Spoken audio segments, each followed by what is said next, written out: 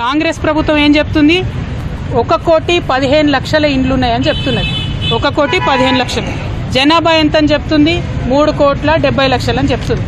మనకు 11 నుంచి 14 వరకు చేసినటువంటి లెక్కలలోనే సంవత్సరానికి 6 లక్షల కుటుంబాలు పెరుగుకుంటూ పోయినాయి. ఆ లెక్కన చూసుకుంటే ఈ 10 ఏళ్లలో ఎన్ని ఇండ్లు పెరగాలి? కనీసం 60 లక్షల కుటుంబాలు పెరగాలి.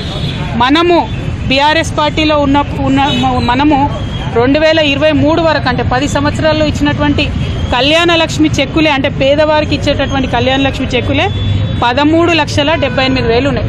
అంటే అట్లీస్ట్ కొత్తగా 13,78,000 మంది కుటుంబాలు క్రియేట్ అయినాయి. కానీ ఈ ప్రభుత్వం చెప్పే లెక్కలు ఎట్లున్నది? 12 లక్షలు కూడా పెరిగినాయని చెప్తలేదు. అంటే ఇది ఏ లెక్కన చూసినా కూడా, జనాభా లెక్కల ప్రాతిపదిక చూసినా, సమగ్ర కుటుంబ సర్వే ద్వారా చూసినా, కళ్యాణ లక్ష్మి చెక్కుల ద్వారా చూసినా, ఇంకొక డేటా ఉంటుంది, నేషనల్ హెల్త్ మిషన్ అనే డేటా ఉంటుంది.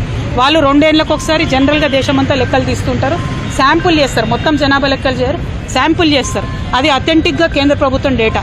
అందులో కూడా వాళ్ళు ఏం చెప్తారంటే 50 నుండి 52% బీసీలు ఉన్నారు తెలంగాణలో అని వాళ్ళు చెప్తుంటారు ప్రతి 2 ఏళ్ల కోసం. కానీ ఇవాళ ఈ ప్రభుత్వం ఏం చెప్తుంది? కేవలం 46.2% బీసీలు ఉన్నారని చెప్తున్నది. మరి ఇది కరెక్టా అన్నటువంటి విషయం ఒక్కసారి రేవంత్ రెడ్డి గారు గుండె మీద చేసుకొని ఆలోచన చేయాలి. మీకు నిజంగానే బీసీల పట్ల చిత్తశుద్ధి ఉంటే మీరు చేసినటువంటి ఆ జనాభా లెక్కల డేటా ఏదైతే ఉన్నదో దాన్ని మీరు రివ్యూకి పెట్టండి.